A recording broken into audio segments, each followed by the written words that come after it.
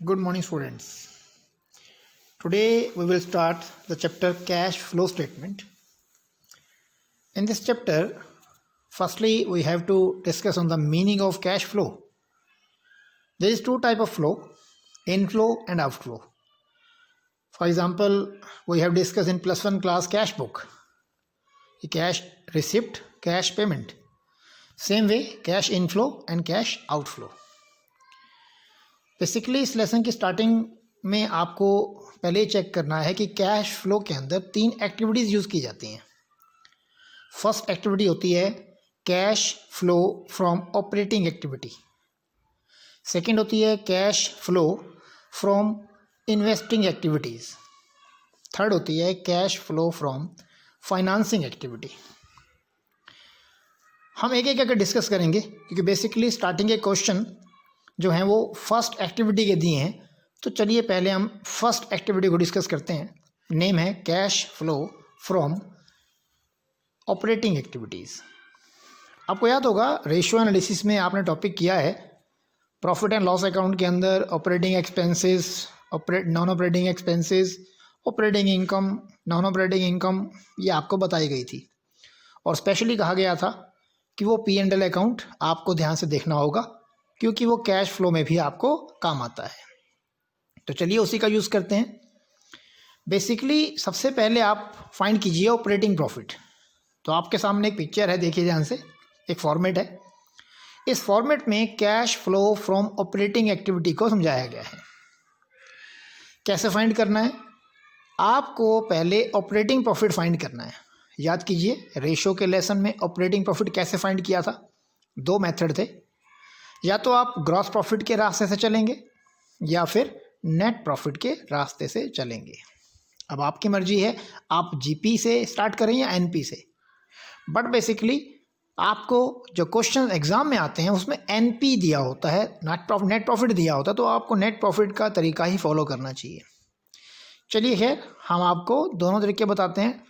First होता है gross profit में ऑपरेटिंग इनकम ऐड कीजिए, ऑपरेटिंग एक्सपेंसेस माइनस कीजिए तो आपकी आ जाएगी ऑपरेटिंग इनकम, ऑपरेटिंग प्रॉफिट आ जाएगा आपका. या फिर आप नेट प्रॉफिट से चलते हैं तो क्या होएगा, नेट प्रॉफिट में प्लस कीजिए नॉन ऑपरेटिंग एक्सपेंसेस माइनस कीजिए नॉन ऑपरेटिंग इनकम. राइट. ये सेकंड मेथड आपको ध्यान से देखना है और आप इसके लिए प्रीवियस चैप्टर में P&L अकाउंट को दोबारा देख सकते हो कि वहाँ आपने ऑपरेटिंग प्रॉफिट कैसे फाइंड किया था. उसी ऑपरेटिंग प्रॉफिट को देखो आपके सामने पिक्चर में समझाया गया है. सबसे पहले लिया जाता है नेट प्रॉफिट. नेट प्रॉफिट में ऐड करते हैं नॉन ऑपरेटिंग एक्सपेंसेस. इस लेसन में इनको नॉन कैश एक्सपेंसेस भी कहते हैं. एक ही बात है, नॉन कैश आइटम्स या फिर नॉन ऑपरेटिंग एक्सपेंसेस, एक ही बात है. तो क्या करेंगे, नेट प्रॉफिट में हम ऐड करेंगे नॉन ऑपरेटिंग एक्सपेंसेस को और माइनस करेंगे नॉन ऑपरेटिंग इनकम को. कौन से होते हैं नॉन ऑपरेटिंग एक्सपेंसेस? याद कीजिए आपने लास्ट चैप्टर में किए हैं. फर्स्ट था आपके पास that is transfer to any reserve, any fund, any provision. फिर इसके बाद होता है आपका loss on sale of any fixed asset. फिर है goodwill written off, depreciation. Then आपके पास loss by fire, loss by accident. Right. तो ये नॉन ऑपरेटिंग एक्सपेंसेस ऐड कीजिए.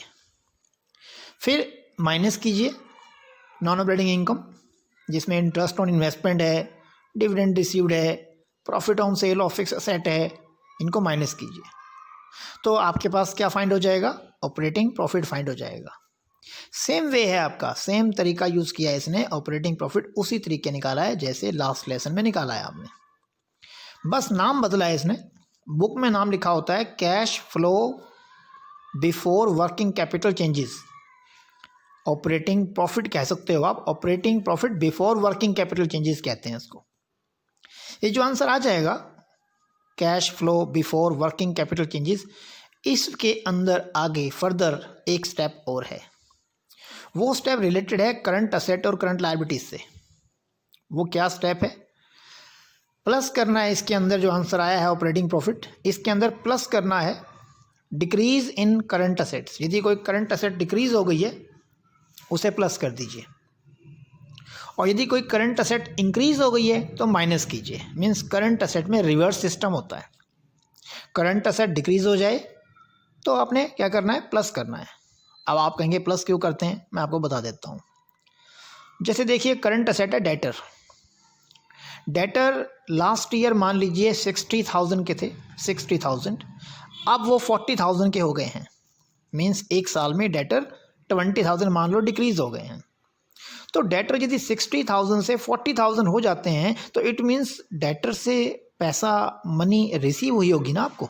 सोचिए लास्ट ईयर डेटर 60,000 थे, आज 40,000 हो गए हैं एक साल बाद। एक साल बाद डेटर 60 से यदि 40,000 हो गए हैं तो इट मीन्स 20,000 आपको कैश रिसीव हुआ होगा डेटर से, कैश का इनफ्लो हुआ है, कैश फ्लो, कैश इनफ्लो हुआ, कैश आया है, इसलिए प्लस करते हैं। करंट असेट्स कम हो जाए तो प्लस करते हैं, ठीक है, याद रखिए। करंट असेट्स डिक्रीज हो जाती है तो प्लस होती है। उल्टा कर लीजिए, माइनस करते हैं, कैश फ्लो को माइनस किया जाता है जब करंट असेट्स इंक्रीज हो जाती है। इसका एग्जांपल सेम ले लीजिए आप, डेटर के पॉइंट को उल्टा कर लो। मान लीजिए डेटर पहले 40,000 से एक साल पहले, आज 60,000 लोग हैं, एक साल बाद इंक्रीज हो गए हैं। क्या मीनिंग निकलता है डेटर के इंक्रीज होने का? इसका मतलब है कि आपने डेटर्स को और क्रेडिट सेल किया है। तो क्रेडिट सेल किया तो आपका तो पैसा गया होगा ना, इसमें आपका पैसा लगा होगा गुड्स को बनाने में, मैन्युफैक्चरिंग करने में। तो कैश का आउटफ्लो है, ये पैसा जा रहा है आपका, माइनस कीजिए। तो ये कंसेप्ट आप समझना चाहें समझ लीजिए, मैंने समझा दिया आपको। अदरवाइज आप क्रैम करना चाहें क्रैम कीजिए कि प्लस करना है डिक्रीज इन करंट असेट्स को और माइनस करना है इंक्रीज इन करंट असेट्स को। इसी का रेसिप्रोकल होता है करंट लायबिलिटी। करंट लायबिलिटी यदि इंक्रीज हो रही है उसको प्लस करते हैं, करंट लायबिलिटी इंक्रीज हो रही हो तो प्लस करते हैं, और करंट लायबिलिटी डिक्रीज हो रही हो तो माइनस करते हैं।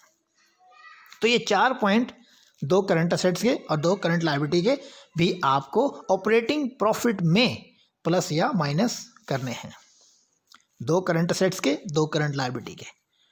तो पहले ऑपरेटिंग प्रॉफिट निकालो, जो कि आपने रेशियो के लेसन में सीखा है। प्रॉफिट एंड लॉस अकाउंट दोबारा देखो अपना। ऑपरेटिंग प्रॉफिट पे पहुंचने के बाद फिर आप क्या कीजिए, ऑपरेटिंग प्रॉफिट पे पहुंचने के बाद आप क्या कीजिए, करंट असेट्स और करंट लायबिलिटी को भी इसमें मर्ज कीजिए। तो जो आंसर आएगा उसे बोलते हैं बेटा cash flow from operating activities. आप अपनी बुक स्टार्ट कर सकते हैं। बुक में आपको 6, 7, 8, 9, 10 5 क्वेश्चन दिए हैं। 6, 7, 8, 9, 10 ये आप 5 क्वेश्चन आज ट्राई कर सकते हैं। ओके बेटा, प्लीज़ ट्राई कीजिए। ये फॉर्मेट आपके सामने बना हुआ है, बाकी आपको सेंड भी कर दिया गया है। ओके बेटा, थैंक यू।